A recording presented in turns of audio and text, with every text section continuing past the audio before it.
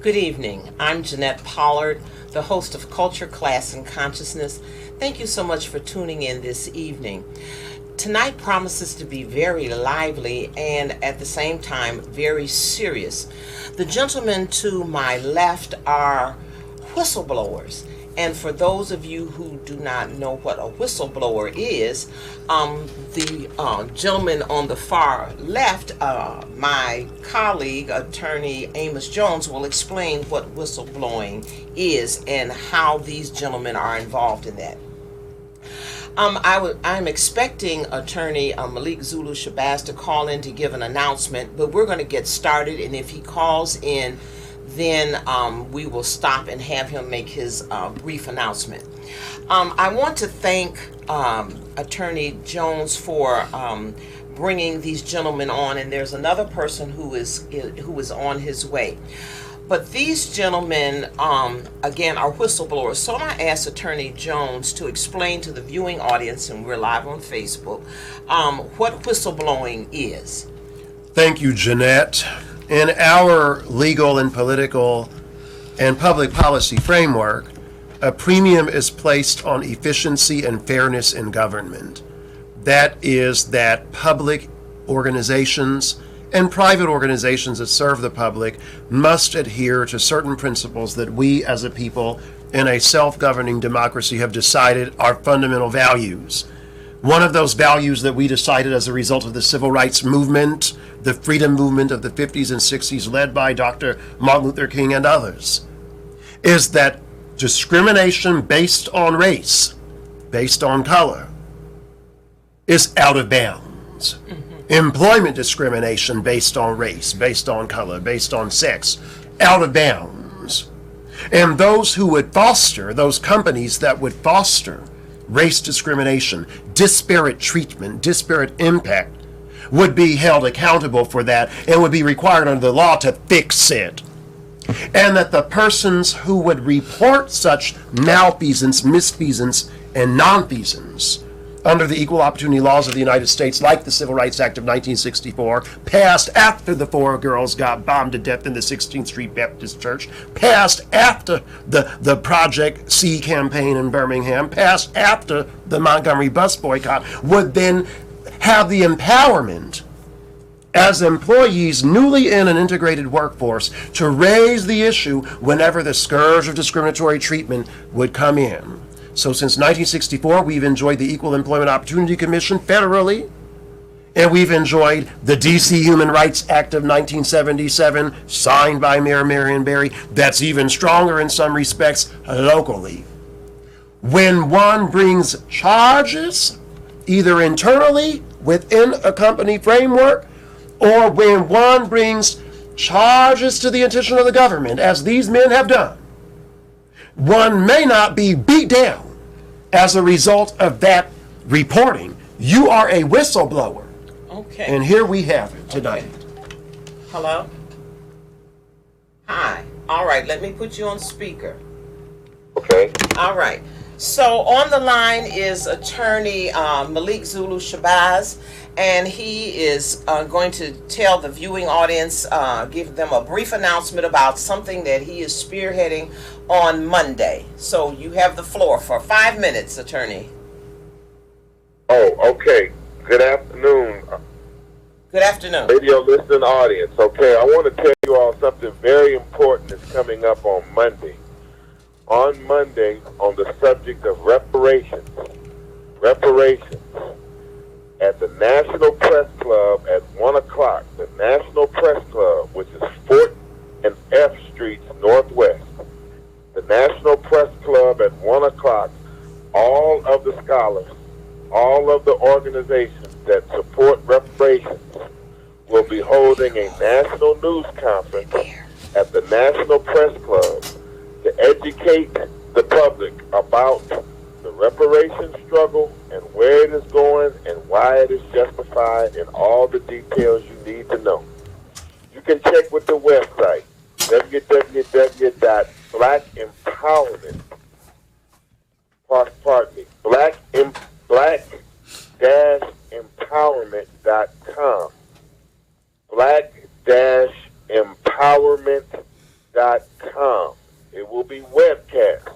But if I was you, I'd be right there at the National Press Club to hear myself, Attorney Malik Shabazz, to hear Attorney Donald Temple, the famed civil and human rights attorney, the heads of INCOBRA, National Coalition of Blacks for Reparations in America, John Cheeks of the American Recovery Act, Pastor Ted Sutton of People Can Change Ministries. There will be a host of the organizations, and there will be the spirits, and there will be the fire and the facts that will let you know that reparations is possible in our lifetime. The National Press Club, Monday, July 1st, at 5 p.m.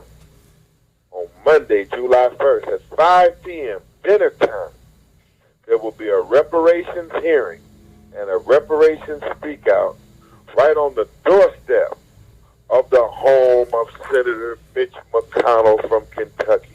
Amen. Oh, Mitch McConnell. We will be right on his doorstep with a reparations hearing and a reparations rally outside at 617 C Street Northeast. 617 C Street Northeast, Washington, D.C., right on Capitol Hill. Mitch McConnell has come out that he's against reparations. Mitch McConnell, who's a leading senator there, has come out and attacked reparations, and he has insulted us. And so Black Lawyers for Justice and the new Black Panther Party and believers in God and working class brothers and sisters will send him a message that we will not be turned around. Ain't gonna let nobody turn us around. July 1st, that's National Reparations Day. It's at the National Press Club at 1 o'clock with all of the scholars, news conference. You got to be there. And at 5 p.m., 617 C Street Northeast, right on the doorstep of old Confederate flag waving Senator Mitch McConnell at 5 p.m. And you can get all the details at black-empowerment.com. That's on Facebook also. black-empowerment.com. God bless you, and God bless the great freedom fighter, one of the great freedom fighters of our area and our time, Sister Queen Jeanette Pollard. Black Power. All right. Thank you so much. I'll see you on Monday. Yes, ma'am. All right. Good to hear in your voice. We know you're going to speak truth to fire out there on Mitch McConnell. So this is for Detroit Freedom Fighter Special right here. And you're gonna give it to old Mitch right on his doorstep like no one can. God bless you. All righty. Thanks. Bye-bye. All righty. So we're going to continue. We're just having freedom fighters and justice all over. You can turn that air back on now. So to my far left, next to Attorney Jones, is Mr. Booker Tolbert. Yes, ma'am. All right. So thank you for coming. And this is Mr. Amos Stanton. And I thank you all for coming in. It's my pleasure. There are people who are in the viewing audience who have probably experienced some discrimination, that have experienced some retaliation. Some people are afraid to speak out when they have seen things going wrong for other people. And it has been my belief that if you don't speak out when something else is happening to somebody else, it'll just be a matter of time before it comes to you. That has been my experience in over 40-something years of working. So, gentlemen, you have the floor. Tell the viewing audience some of the things that you have experienced working at Pepco.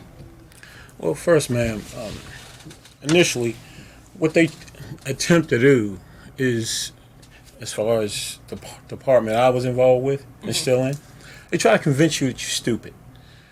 It's a highly technical job. But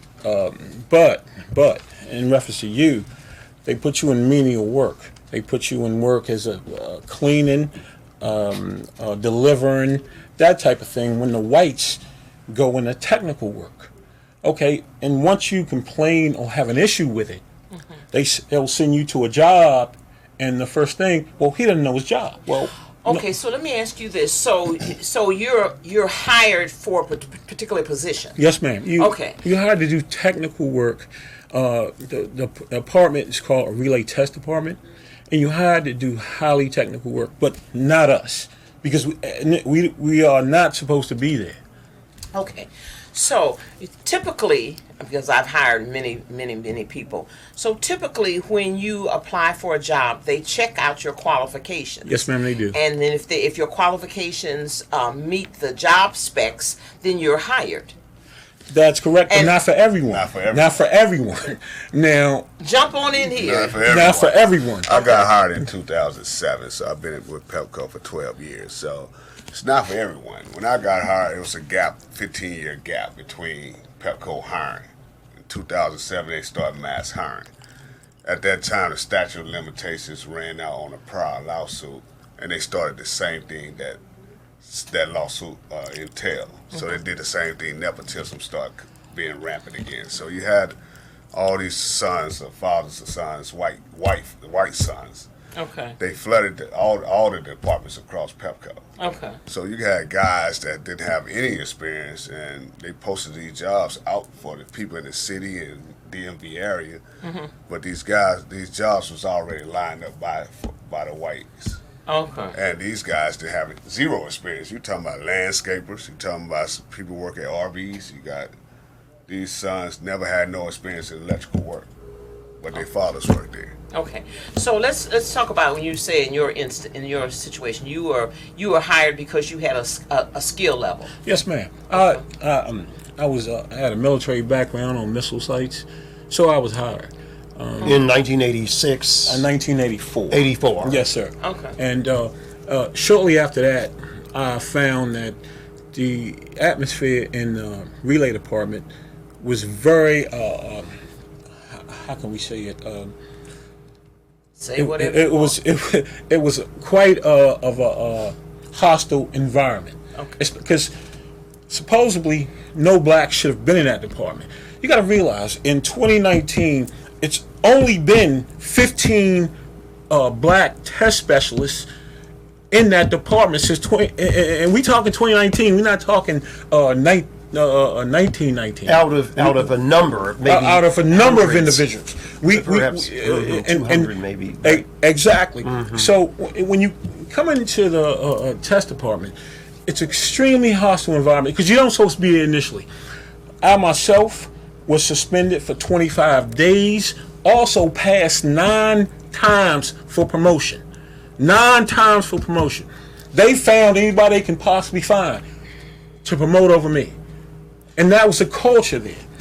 After a lawsuit of 1995, what they did was use the rules of that lawsuit to still put whites in a position to prevail in the relay test department and other departments. And I'm sure you'll find out in a later time. But that's what has been going on and still going on. The Pepco system is supposed to be meritocratic and fairly lockstep.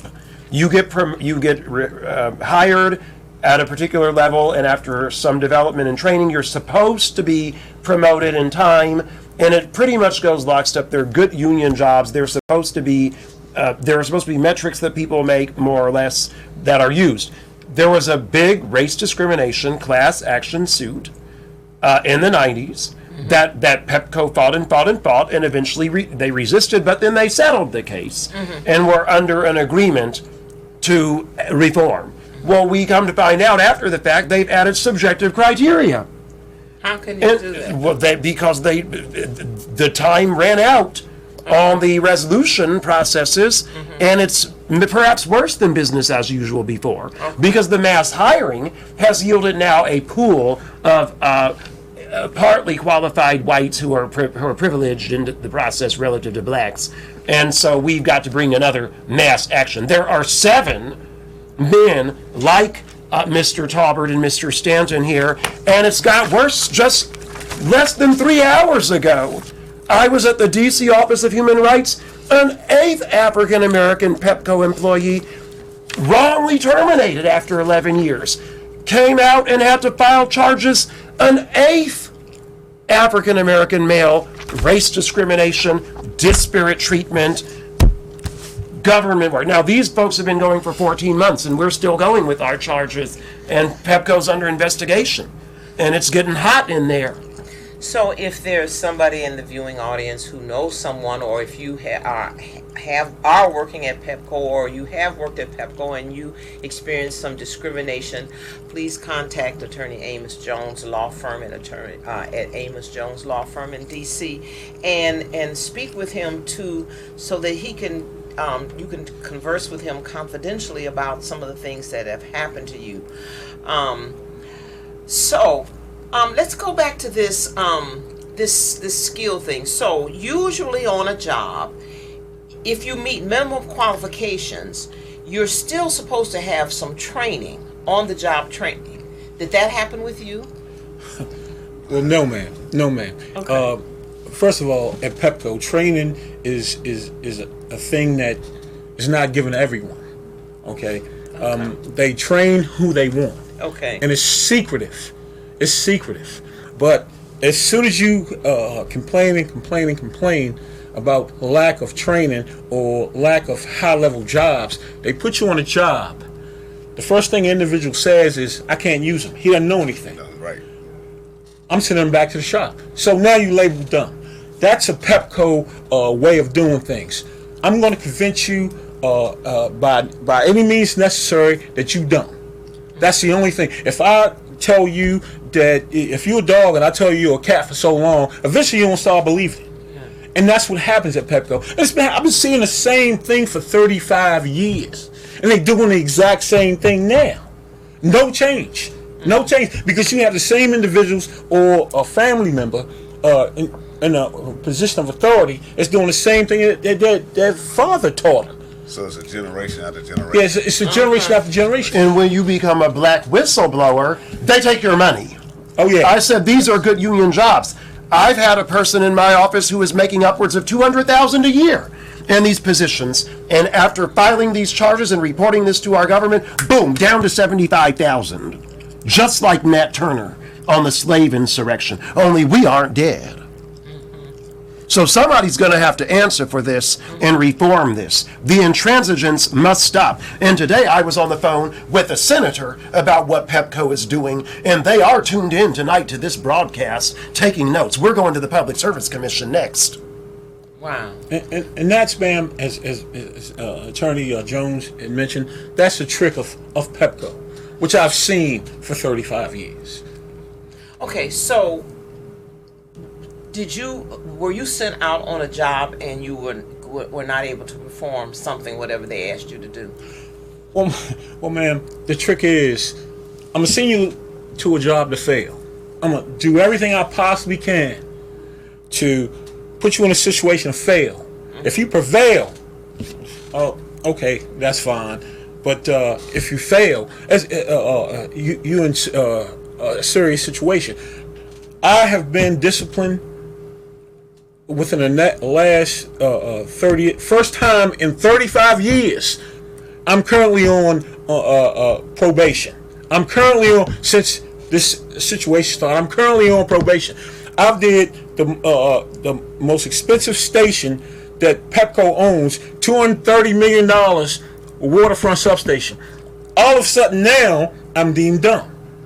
So you're on probation for what? Apparently, that situation that happens to everybody in this department. Because number one, man, we have no training, we have no structure. There's no parity. We have no. There's no what? No parity at all. No parity. We have no structure. We have no training. We have absolutely nothing. So you sit out there with a task that no one trained you on. You have no procedure or anything, no guidelines. But if you fail, if you have an inadvertent operation of equipment and have outages for people, you getting, well, I got disciplined, even though I know that white individuals had the same situations and didn't get any discipline. Retaliation. Oh, yeah, Retaliation. yeah. Retaliation. And disparate treatment. Wow. Remember apartheid in the back of the bus? You have to understand how our region depends on power. There are pocket lights above us. There's a flat screen behind us. There's a HVAC unit beneath us. There are spotlights before us. And we flip a switch and the lights come on. Some of this infrastructure is, these are the brothers who help to keep all that going with all the electrical training and technical skills. It's serious work that they do. When storms come, like today in Alexandria and south of here near Upper Marlboro, where you said the trees were blowing back and forth. Actually, I was at a gas station and the power went out. And that's what these gentlemen have to do. It's Pepco people who often have to come to the rescue, troubleshoot, find the problem, and we know they fix it. And where do y'all get sent? And what kind of substations do the white people get to go to versus y'all? And what happens at the substations where there was a noose that one of the white co-workers put up that has been unsolved? Yes. A noose? There was a noose, and when Mr. Vini gets here, I think Mr. Vini's the one who went to the work site with the whites, and they were working, and there was no noose. Then he turned around, and there was a noose. Was it Mr. Vini? Yes. He'll be in here in a minute to tell it out. Go ahead, speak on it. On the news? No, just And all of it. Yeah, I'll speak on the climate as far as the stations where our work locations where we being sent to work. Most of the time we in the city, no matter where we live at. So we got a culture of Pepco. We got southern, the south, or north, and the central area. So it don't matter if you black, if you stay in the south or the north, you go wherever. But the white employees, wherever they stay at, they work close to their home, for one thing. And then we only have so many climate control stations. They are deemed transmission stations, transmission network. Those are all whites. You might have 2 blacks at any given time in those stations. And those blacks do not work with other blacks. They let you know that. No, we don't mix races at Pepco. We do not mix races. That's one of the things you do not do is mix races at Pepco. Right, so. Climate control stations. Yes, ma'am. Yeah, so that's AC and it has AC and heat. Okay. We do not, you could count the number of times in a year that you work in those stations for a long period of time. But you got these guys working those stations year round. Yeah. And that's called priority work. When the individuals in 2006, I finally received a priority job. Because nobody else wanted to be there. And this was 40, 50 miles from my home. I didn't mind because I wanted to learn a task. They brought in, they brought 6 of those individuals into that substation. All family members. I've never seen that in my life. Wait a minute, you mean the 6 people were all nepotism? family members? All family members brought them into this high-level job because this job had high-level training and a lot of overtime. Okay. And a lot of overtime. Okay. Needless to say, this was my first time in 20-odd years of being on that type of job. And I'm wondering what are these guys, maybe they engineers or maybe they been in this field for a level of time. No electrical experience. It was all about money. They were supposedly fast-tracked. So I looked at these individuals and first thing I noticed that they did absolutely nothing I told them. And you were the senior person. Yes, ma'am. Yes, ma'am. They knew how I read. They did nothing I told them. When I reported to upper level management, actually, and this was supposed to be a high level job with a time frame that had to be done. In Pepco. At Pepco. And I told the foreman, I said, hey man, this guy is sitting back doing nothing. Well, he's studying algebra. He's in college. So what does that have to do with doing your job? Well, yeah, exactly, man. Because we had a task to complete, but apparently he was outside of the realm of this job. And I didn't know it. I reported it. I reported it in writing. I went to my next level foreman. Absolutely nothing was done. Absolutely nothing. And this happens all the time at Pepco, and you see it all the time. But if you say anything about it, guess what you are? You're a troublemaker. You're a troublemaker. Right now, as we speak, I've been told by numerous individuals, let's say 4 individuals, I'm the most dangerous guy at Pepco. So how do I feel? Because this job is the type of job where I can set Mr. Stanton be hurt. Right. And nobody, it's not like a gunshot, but nobody will know actually how it happened. So on a daily basis, I'm worried about myself and my safety on a daily basis because I don't know what their intentions are. So, Wow. What have been some of your experiences? my experience, like I said, I started in 2007, so I got the same experience as he had, but later the last 12 years. So things has not changed at Pepco. So it's still business as usual. Even after we filed this complaint with Pepco, it's just got worse. Retaliation ramped up. I've been written up. I've never been written up in 12 years. So what was the write-up about? I've been written up about things, and none of them stuck. Nothing stuck against me. About everything was made up. Some things I can't get into. It was just harassment. It's strictly harassment. I can't get into the details of those things because it was under investigation. But none of it stuck. No, at the end of the day, I didn't get disciplined. But they kept writing me up like 4 times in the last year.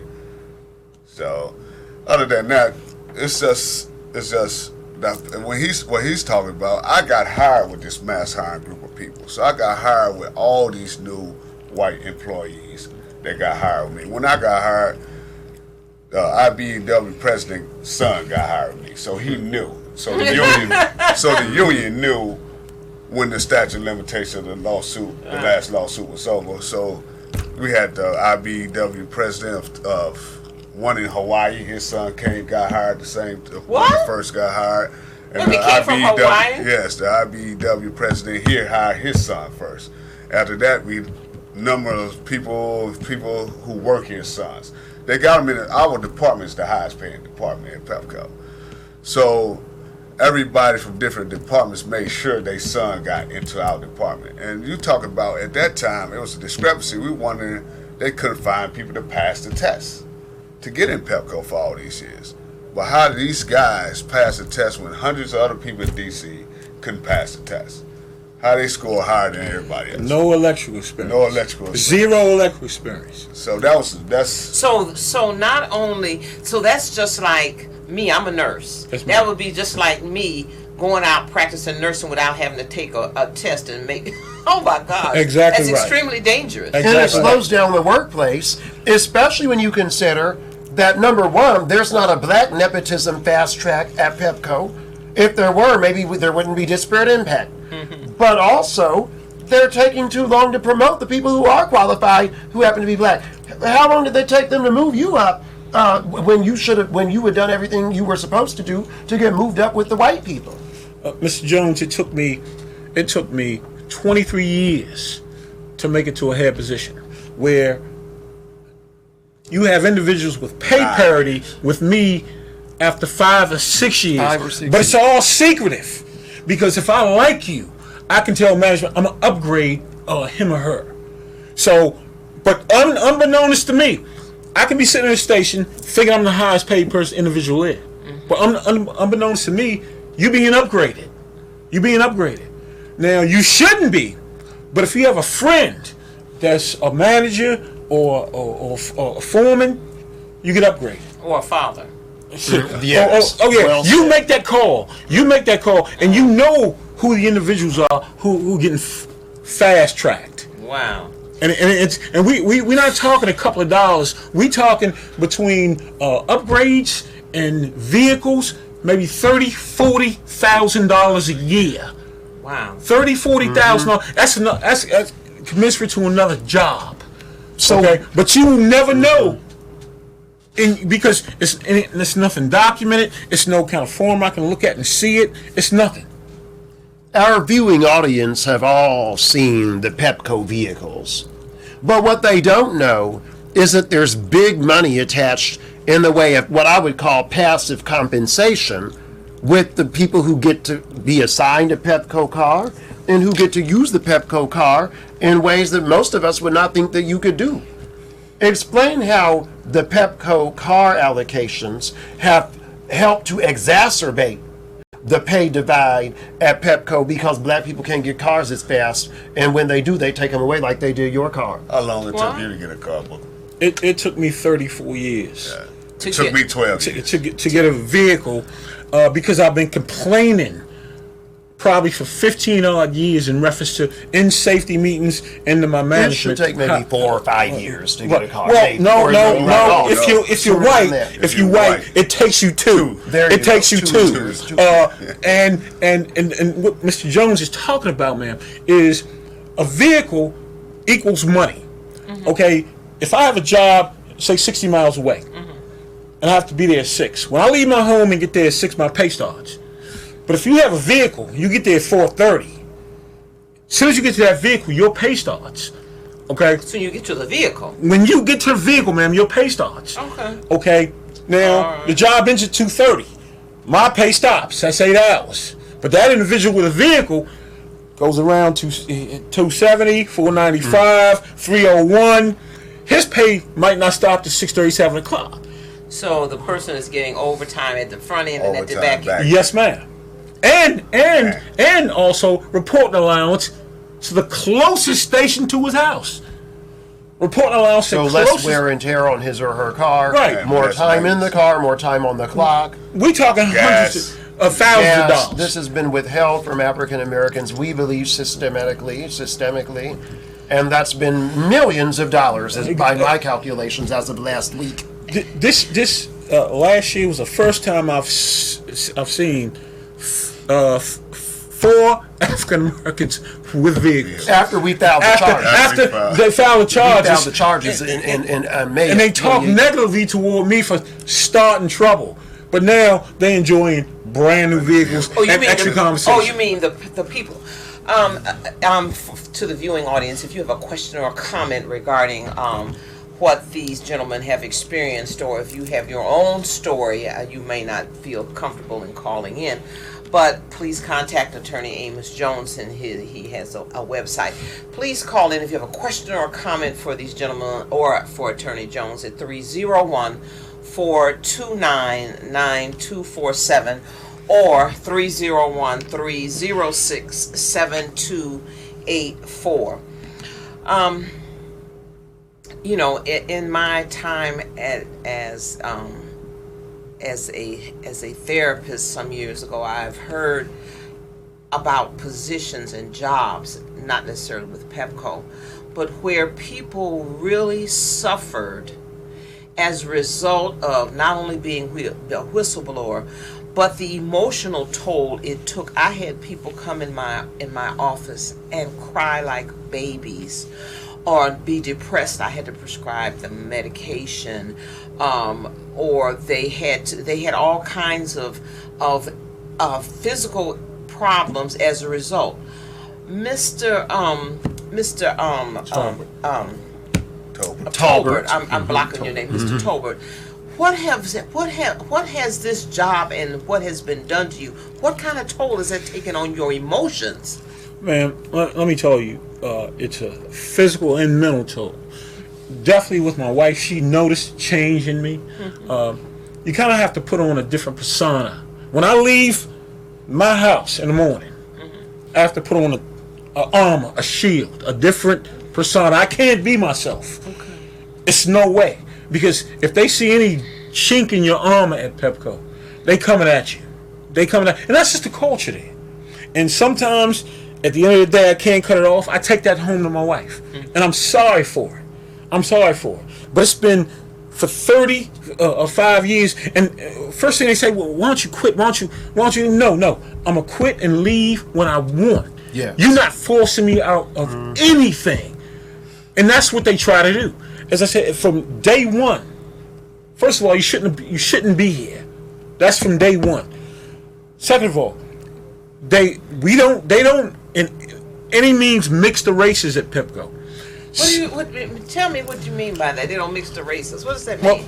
when I initially met Mr. Jones, I said something to him. I said, if you sit at that gate at Bennett, I don't know about the other facilities, but you'll see when you see a truck leave, it'll be whites, 2 whites, or 2 blacks, but they don't mix the races there. Oh, you mean going on assignments? Yes, ma'am. Oh, okay. Yes, okay, ma'am. I'm sorry. Yes, going on assignments because when I got there initially, that was a no-no. If I've been in situations where they'll send me to a job, the guy will look at me. He says, "Sit right there." He get on the phone, go back to the shop. White So person. yes, I'm looking. I'm like, what did I do? What happened? Well, it was a joke amongst them, amongst the whites, that I was sent to work with him, knowing what he would do, So that's the culture there. How have you been able to sleep? Well, as I said, ma'am, it's definitely affected my relationship with my wife. Dealing with this on a daily basis. She always tells me in the morning, be careful. When I get a call at night in reference to overtime, be careful. How do you know they're not setting you up? I'm saying, honey, I'm watching, I'm doing my due diligence, I'm checking everything, I'm doing the best I possibly can do. But I tell her, hey, this is where I'm going, and this is what I'm doing. If anything happened to you, to happen to me, you know what's going on. Now, you shouldn't have to do that with a job. Should. And we experienced that a lot more because we have supervisors retaliating against us in the last year, and they telling other people in the field certain things, and that's our safety. It's dangerous for us. You don't know what these guys are going to do. They complain. They say our trouble we making waves, we getting their overtime cut. So it's kind of dangerous when you have a management going out and putting seeds like that in the field employees' heads, and so you got people looking at you, and so you worry about your safety every time you come to work. Like I went through a divorce behind this. I got divorced from my wife last year behind this. So it's been high. I went out on stress behind this. So it's been highly stressful for me. So I came back last year, and I came back. It was still, that's when the retaliation started. They ramped it up even more. So I've been going through stress the whole year, the last 14 months. I am so disappointed that after having been confronted legally and being forced to pay years ago, that this company, which is propped up by the public, is right back to the same old 1950s segregationist garbage that we fought in the streets and Dr. King and others gave their lives to fight and to prevent. This is 2019. This is the DMV. And yet here we have these problems. You know, I was telling you all before the broadcast went live that 2 years ago I did a story about Pepco and Exelon merging, and there was a group of people who came on who were so much against it. Let me ask you all, do you think that the merger, and this was supported by the DC Public Service Commission? Yes, it was supported, and y'all's mayor. Well, I don't know if you live in DC, but do you think that as a result of the merger or since the merger that this weeding out, because it sounds like it's a weeding out of people, good union jobs, high pay, it sounds like it's a weeding out. It's kind of like a weeding out right now. I think the company is going different ways, but I wouldn't. It's kind of sort of weeding out jobs, but it's going to be a lack of jobs for the people in the city and the DMV area coming up, because when they did their hiring in 2007 for the last 10 years, they put a lot of young grandsons and sons in those positions. So those guys are going to be there for the next 30, 40 years. So it's not, they kind of fill that gap, and they probably, Exelon coming in, they probably do the same thing, don't hire for another 15, 20 years, and still have that gap where you have the experienced people, all the white employees. So when they still control everything, control this cycle. So by that time, those neophytes, the people that didn't know anything, will have gained some skills. Skills. Yeah. and this is terrible. If you have a question or a comment, please call in to these gentlemen at 301-429-9247 or 301-306-7284.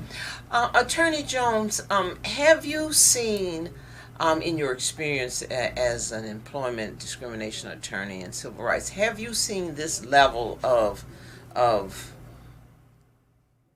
mess? I can't think of another adjective. Yes, it typically arises to this extent where you have good jobs that one group of people wants only for their own people. Okay.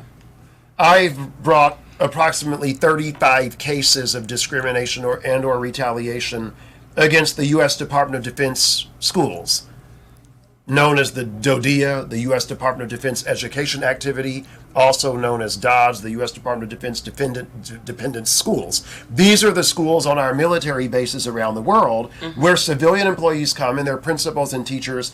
Those are also very, very good jobs. Okay. Those are union jobs with the FEA.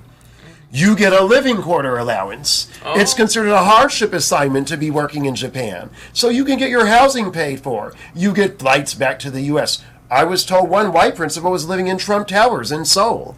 You made so much money. Many of my clients are school teachers, mid-level teachers making in the six figures, low six figures, and get a lot of stuff covered that you wouldn't have covered in a public school setting in D.C., for example, where some school teachers do make that kind of money as well. That, when Mr. Stanton was just explaining the infusion of an entrenched young workforce for the next 30, 40, or 50 years, it reminded me of this other experience where we did bring a class complaint against the government. And back in 2012, black people, men and women. And what was fascinating is that it took me a couple of years to realize what was really going on. I was told by someone in the government on the other side of the table, these are sought after jobs. People don't want to leave them. My clients never in settlement wanted to part with their job. They always wanted to go back and get their promotions and things. They liked their jobs. They were good at their jobs. They liked serving the community through those jobs. It turned out that the U.S. Department of Defense schools had one of the oldest workforces in the federal government. Many of those people on those bases were white school teachers who had become principals who had been there since the early 70s. They didn't want black people to get those good jobs and share the wealth. The same way our government didn't want black people to get FHA loans when those were for white people. The same way our government didn't want black people to have interstate highways out to the white neighborhoods built for them with the government-backed loans. The same way our government didn't want black people to use the GI Bill to go to school. That's right. The same way that white Bill O'Reilly with his Irish foreigner immigrant family could live in a Levitt town that we were barred from even though we built the country for free. So this is nothing new about white hoarding of the best that we paid for, and it's time for us to take it back. And that's what we're doing in these cases, and they're growing by the day because, as I just said, for those of you who just tuned in, as I redact the name with my left index finger, there are more charges coming by the day. These were filed with the U.S. EEOC against Pepco by a new black man, number 8, today against Pepco at the D.C. Office of Human Rights and at the U.S. Equal Employment Opportunity Commission. We're coming.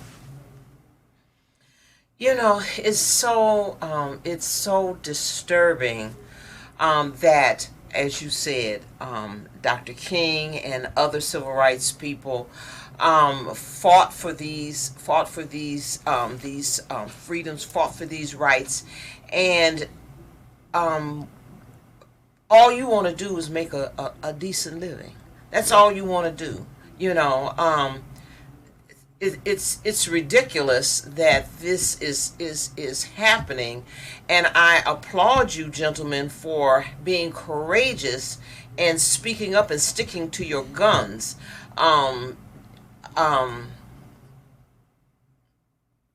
I just had a thought, and I'll ask the question afterwards because, you know, it can be dangerous out here on these jobs. Oh, yes. Yes, ma'am. As you spoke, it can be extremely dangerous. You even have individuals the same color as you.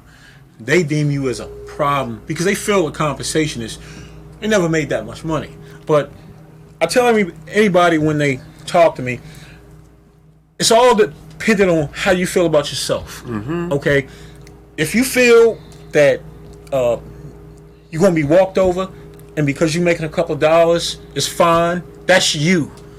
But that's not me. You're not going to sprinkle on me and tell me it's raining. It's not going to happen. It's never going to happen. So I'm going to fight for everything I think I deserve and I've earned. And it's that simple. It's that simple. So as Mr. Jones said, and ma'am, you said, if anybody think the same way, you want to contact Mr. Jones. Yes, absolutely. You know, I was talking to someone a couple of days ago, and they were they were a little timid. They said, you know, this and this and this and this has happened to me, but I'm afraid to speak out. Where would we be Exactly. if our ancestors did not if somebody speak didn't out take a stance? Yes, and ma'am. take a stand, you must. And as an old civil rights freedom fighter and justice seeker, you must speak out. Has it been difficult for me? Oh, yes, absolutely, it's been difficult for me. But it's in my blood. I cannot not speak up when people are not being treated fairly. You know, that's part of what I do as a nurse. When if my patients were not being treated fairly, I don't care about what, you know, the physician might say. I don't care about what my coworkers say. I have to live with myself, and I have to be able to sleep at night, because at the end of the day, we all have legacies that if you have children, you want your children to be proud of you, and not have one of the best things I remember about my father, who only went to the 6th grade, and he had a good union job because he learned he forced it to get his GI Bill and went to Wolverine Trade School in downtown Detroit. He always stood up. He didn't let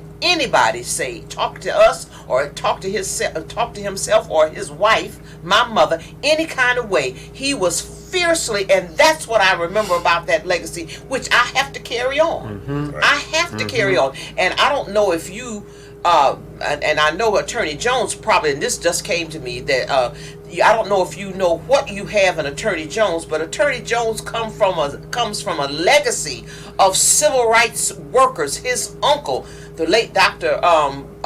Bill Jones, housed in his church Tawana Brawley's mother and gave her sanctuary. His uncle Clayton, a famous civil rights attorney. So he's come from a legacy of civil rights and justice, and his name, Amos, in the Bible. I mean, it's so I am so very, very proud of you, gentlemen. And maybe at some point some of the other gentlemen can come on, but it is no small feat to speak up and to stand your ground, if you will, about what you believe in, that and demand that you know. It's just like with Dr. King in Memphis with the trash. I am a man. You are a man. I am a man. Yes, absolutely. And Charles Hamilton Houston, the great architect of the dismantling of Jim Crow, declared, "I would rather die on my feet than live on my knees." Yes. And Harriet Tubman said, "I would have freed many more if only they had known that they were slaves." We have here the true freedom fighters. Yes. Yes. And I don't take serving these people lightly. Yes. This is a serious matter. And there are many more people out there. Some people now, they have loans and things. You know, they're afraid to speak up. We're standing for them too. And we hope and expect that there will be reforms sooner rather than later. Just as a point of information, I did contact the two Pepco lawyers, Attorney Jill Flack and Attorney Theos McKinney III. I sent them emails in order for them to call in if they wanted to give fair comment. I did not hear from them. We always give the opportunity for the opposing side to give fair comment by calling in. And to my knowledge, there's never been someone when you've come in and raised discrimination issues, no one from the opposing side has ever had the nerve enough to call in. Because if you're right, as I told someone a couple of days ago, if you're right, you will stand on the rooftop and tell it out. Oh, yes. If you're right. Yes, ma'am. Yeah. And mediation, I don't know how they deemed a lack of discrimination against me in a matter of minutes. How 35 years of dealing with this, how they came to a conclusion that everything's fine in a matter of minutes. Well, you know what? I'm always suspect. I'm always suspect because you never know who gets paid under the table. Yes, ma'am. Yes, ma'am. I'm just Yes, gonna ma'am. say it. Yes, I'm ma'am. just gonna say you never know who's getting paid under the table. Scratch a lie, Or- find a thief. Yes, ma'am. Yes, ma'am. You never know. Yes, ma'am. You know. And from what I heard, that one of the individuals, I'm not going to speak on her, but she was present at the individual's retirement party that spoke against Mrs. Stanton and I. She was present there, but she cannot make this call. All right. She cannot make this call, but she was present at that party, but she cannot make this call. So I don't want to assume anything or put anything in anybody's mouth, but I'm sure if you can make a party, you can make a call. All right. Right. Well, with this broadcast, as those who regularly watch know, we are about justice and we do tell it out. Again, if you have a comment or a question, please call in at 301-429-9247 or 301-306-7284. Tell us, Mr. Stanton, some of the things that you have experienced. I am so saddened to hear about how your personal life, and people don't understand. This is a glimpse of how bad things can get when people are under the gun. You can imagine what the civil rights people went through, but tell the viewing audience some of the things that you experienced on the job. Well, what is your job title? My job title is relay tester. I'm a relay tester tech, 8 tester. I've been passed over for my last promotion by 4 whites and one Ethiopian, and the position it was seven positions. Mm-hmm. They only filled 6, and I was the senior person. So I was the senior black, the only black. I was the senior person. I met all my qualifications 3-4 years before everyone else, but then they deemed me unqualified. As evidenced by. And did not fill No that 7th evidence. position. Okay. And so the 7th position, By I guess. biased panel. So they picked a panel, and then you got to understand they picked this panel, and you don't work with these guys. So they don't know your job. This could be like I don't know Booker. I could work in the same department, but not work with you for my whole career. Okay. But this guy, they could put him on that panel to judge me and say, oh, he's not qualified. I don't like how his work ethic. This is your coworker. So they letting 2 of your coworkers decide your pay. People on the same level of you? Yes. Oh. They letting them decide And this came in your pay rate. after the lawsuit the settlement period ran out. This was some of Wait a minute. the more subjective that came in. Is that correct? Yeah, this came in. The union voted this in, but this came in because some whites we had a discrepancy a few years back where you had some blacks that was in the way of some white employees they wanted to skip over. So they implemented this rule when we voted for it. They slid it into the contract. Okay. And we voted yes for the whole union contract. So they slid this panel in, quote unquote panel, that now you got to after you meet your qualifications, you got to go through this panels. Two people, like 2 TSs, 2 test specialists. You have a union person, you have a management person from the company. Okay. So all these people weigh in and judge you and score you. But none of these people see you do work. It's all about who they like. So there's no objective. No objection. It's totally It's biased. supposed to be your It's totally peers. biased. Your It's peers. supposed to be your peers, okay? But you never work with me, but you have a say so in whether or not I get promoted. Now, just jury. I'm not gonna say jury because I don't respect them. These peers supposedly, they always have one black who. That's For some reason agrees with them with the consensus of every other individual on this board. Would it be safe? Would it be safe to say is there a coon? Yes. Buffooning, cooning, timing, and conning. That's what they do. They know they can always find one out of the woods. Yes, ma'am. Thank you very much. But yes, ma'am. We do have quite a few who, if you work there probably an hour, you can point out. It's not hard to see the individuals who Skin and grin. yes, Shuffle. yes, ma'am, yes, ma'am, yes, ma'am. But and that's the but it's all about how I feel about you. I have the ability to determine your compensation at Pepco, not upper level management, not any manager. I personally have the ability to determine your compensation. But that's inherently unfair because who would want to see their peer make more money than them? Well, man, but if I'm a friend of yours, It's a friend, yes. if I'm a friend, It's totally okay, and fine. I know your dad, okay, you're not gonna make as much, but you're gonna make more than Mr. Stanton makes. And I got You're not four gonna have sons. parity. From day Four one. sons passed me. Right. From day one, I'm gonna make sure you make more than any black there. I'm gonna make sure that you're not sweeping stations, you're not working in heated areas, you're not working in dangerous situations. No, I'm gonna put you on a clean air conditioned station with a refrigerator, a microwave, a toaster oven, with your feet up, with overtime, as of now, as of today, man. After 35 years, I'm in over 100-degree station taping prints. Which is menial labor, which is you have 1 month Experience.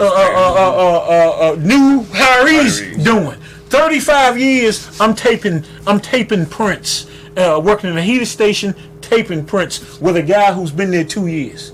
That's what I've been reduced to. Yeah, for example, me and Mr. Tolbert report right now to a station that's close to our homes, and we had to drive around the Beltway to work. And we got less senior people working at that station. With upgrades. With upgrades. They getting upgraded to do my job. Right. But they have me sitting in a parking lot, just sitting. Some days I don't even get a work assignment. And remember, it's But you get segregated. paid. I get paid. But the money's in job knowledge. Because when at my time, 35 years, right now, I can go to contractor and make probably 3 times as much with experience. But what kind of experience do you get sitting? Right. Okay. All right. That's the thing too. When you said like you're still getting paid, that's what we had. I had managers telling me that they tell the black employees, "Be happy you got a job." What you complaining about? Why you complain? Happy you got a job. Go. But I said that as the devil's Mhm. advocate. Yeah, right. That's As why. devil's advocate because what you want to do is you want to get developed because that's part of continuing education. You know, in order for me to keep my licensure and my certifications, I must perform so much and so much and so much and so much in a period of years in order to keep my certifications and my licenses. Wow. It's time for us to go, and we've just scratched the surface. Yes, and ma'am, the other folks have not come in and said their part. I promise the viewing audiences will be a lively discussion, and I understand if people don't call in because these gentlemen have had a lot to say. But I'm going to invite Attorney Jones and the other plaintiffs to come back and to share more about Pepco. And you might have to do direct action. Oh, yes. Direct action is on the table. Okay. All right. We thank you so much, gentlemen, for Thank you being so much. here. And I'm going to invite you all back. Attorney Jones will be in contact with me, and we will make that happen. I'm Jeanette Pollard, the host of Culture, Class, and Consciousness. Thank you so much for tuning in this evening, and we'll see you next week. Good night. We're done. Great show.